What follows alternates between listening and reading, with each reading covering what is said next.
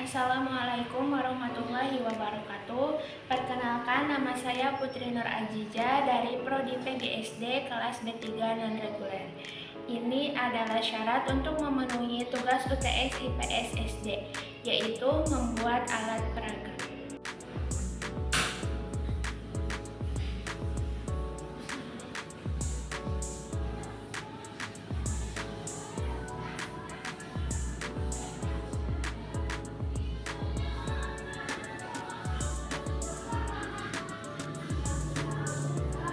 Di sini saya membuat sebuah alat peraga, yaitu papan dan amplop cerdas.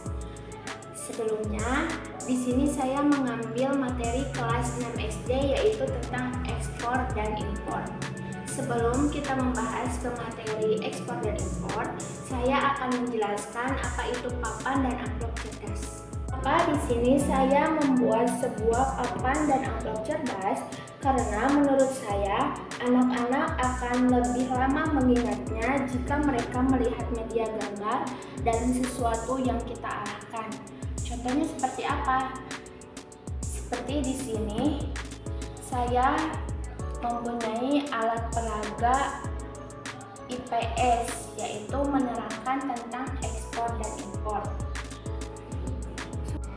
Nah, tadi kan ekspor ya dianggap yang warna hijau.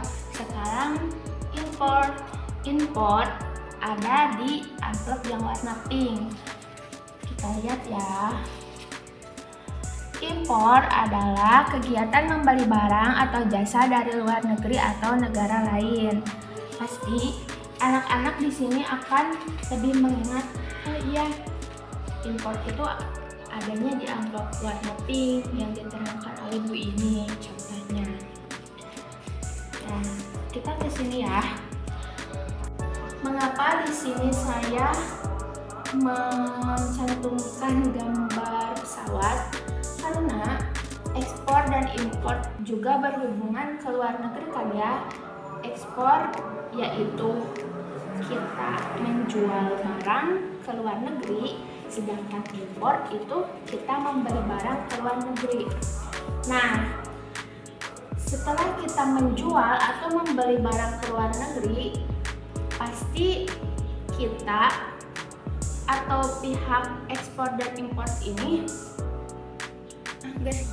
barang ekspor dan impor sudah datang ke negara kita atau negara orang lain ya, pasti pihak ekspor dan impor tidak akan langsung memberikan kepada konsumen.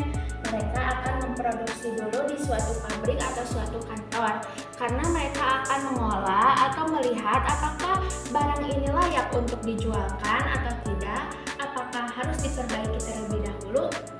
Pasti begitu kan ya.